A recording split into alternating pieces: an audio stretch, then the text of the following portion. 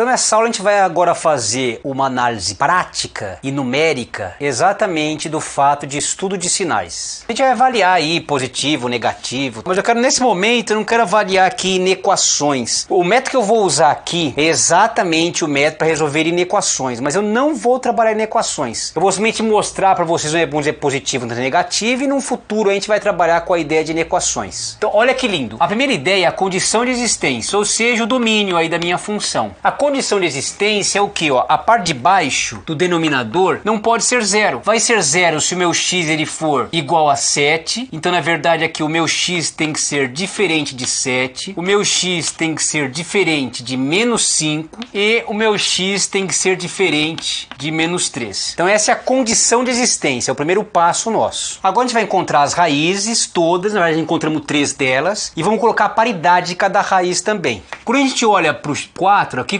seria igual tudo a zero. Então quando eu faço aqui igual a zero, eu vou ter aqui o x igual a 4, o x igual a menos 2, o x igual a menos 5, e é os que eu encontrei, o 7, menos 5 e 3. Aqui só para a gente fazer diferente, vamos colocar um menos aqui, para ter o 5. E a gente vai ter aqui o 7, o menos 5 e o menos 3. Então vamos observar, o 4 ele está elevado à primeira potência. Qual que é a ideia que eu fiz aqui? Observem que neste momento eu não me preocupei com as expressões, coloquei x quadrado, x a quinto, coisa desse tipo. Por quê? Porque o que a gente utilizou aqui, eu parti do pressuposto que o quê? Que eu já fatorei todas as expressões. Vou colocar no card aí ou na descrição a lista de fatoração. Então dá uma olhadinha lá, bonitinha lá nessa lista de nossas aulas de fatoração, mas aqui não estou preocupado. Eu parti do pressuposto que o caso 1 eu já fiz. Eu já coloquei todo mundo em fatores do primeiro grau. Então observem que aqui que acontece, se não tem nada é como se tivesse 1. Aqui está o quadrado, a terceira, a sexta, a sétima e a primeira. Então a paridade não tem a ver com o número. O número 4 ele é par. Só que ele aparece uma única vez como raiz. É essa única vez que ele aparece como uma raiz que é a paridade do polo raiz ou zero. Paridade no caso do 4 aparece uma única vez. Então é paridade 1. Se eu pensar o menos 2, ele está ao quadrado. Então ele é paridade 2. O 5 ele é paridade 3. O 7 ele é paridade 1. O menos 5 é paridade 7. O menos 3 é paridade 6. Quando eu tenho paridade 1, também posso chamar isso aqui de raiz simples. Quando eu tenho paridade 2, posso chamar de raiz dupla. Paridade 3, raiz tripla. Paridade 1, raiz simples. Podia pensar em paridade 7, raiz sétima, mas é bem feinho, então a gente fala paridade 6. Depois do 3, na verdade, até paridade quartupla pode ser, mas do 3 em diante a gente fala aí só a paridade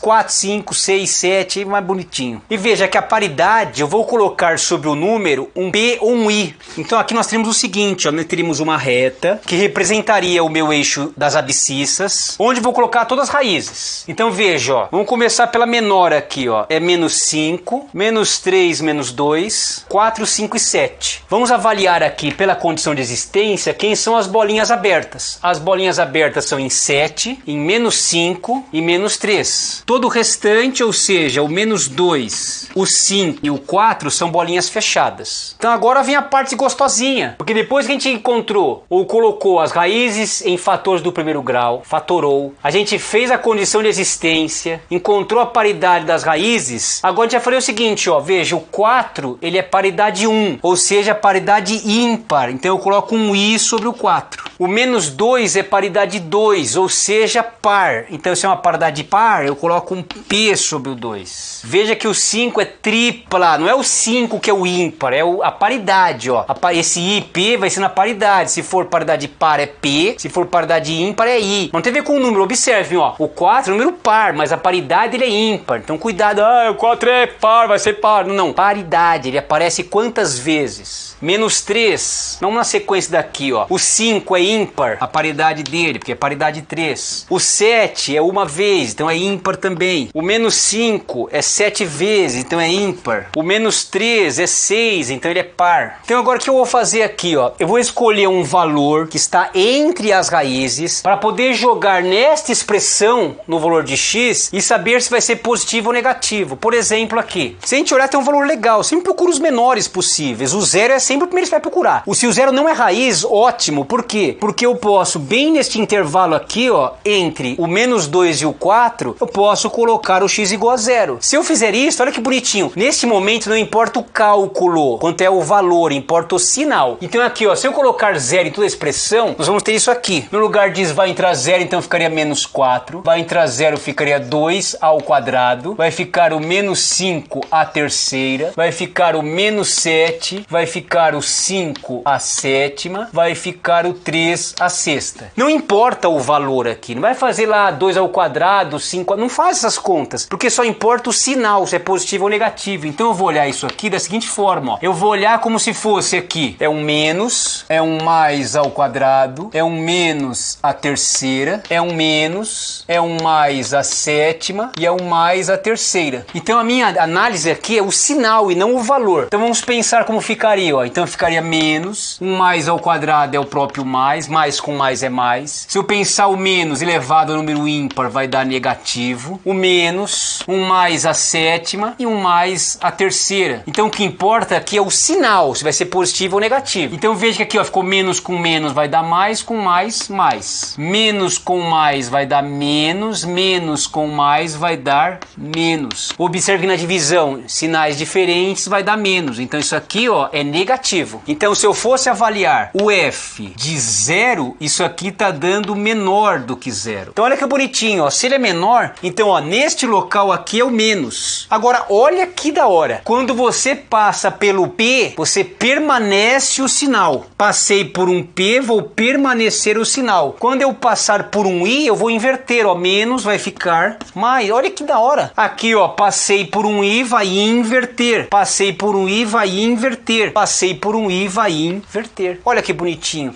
Se eu fosse olhar graficamente para isso, eu não tenho a mínima ideia como que é essa função. Mas provavelmente aconteceria o seguinte. Aqui está mais, então meu y é mais. Minha função aqui é positiva. Então, como minha função aqui é positiva, ele teria acima do eixo. Essa parte ficou negativa, então sei lá, estaria abaixo do eixo. Aqui está negativo também, mas ele tocou nesse ponto. Quer dizer, hipoteticamente, né? Então ele seria uma coisa, por exemplo, deste jeito. Aí quando chegou aqui, ó, ele é negativo ainda, então vai ser abaixo do eixo. Aqui vai positivo, negativo, positivo. Olha que chique. A minha função, ela teria uma cara deste jeito aqui, ó. Olha que legal. Eu teria desse jeito aqui, ó. Positivo, esses 3 pontos, negativo, positivo, negativo, positivo. Ela seria uma ondinha deste jeito. Aqui veja, a minha função, ela tá assim, né, ó. Né? Quando o meu eixo, por exemplo, tá por aqui. Mas veja, eu não tenho a mínima ideia como que é essa função. Pode ser que seja mais para baixo, né? Seja bicado. Eu não sei como que é essa ideia. Eu só sei que, ó, em valores menores que o 5 é negativa. Entre o menos 5 e o menos 3 é negativo. Entre o menos 2 e o menos 3 é negativo. Entre o menos 2 e o 4 negativo. Entre 4 e 5 positivo. Entre 5 e 7 negativo. Maior que 7 positivo. Observem que a ideia aqui, ela está recaindo sobre a função. Onde tiver um menos aqui, eu estou falando que a minha função, ela é menor que 0. Quando eu tiver um mais, eu estou dizendo que a minha função, ela é maior do que 0. Então esta ideia, ela vai ser aplicada quando? Ela vai ser aplicada em inequações. Aqui não é o nosso objetivo. Aqui é só a gente avaliar como eu faria para avaliar um sinal de uma função. Gente, foi uma honra aí, um forte abraço para vocês. Coloca aí nos comentários se você ficou muito chateado, nervosão. Falou, forte abraço. Falhou!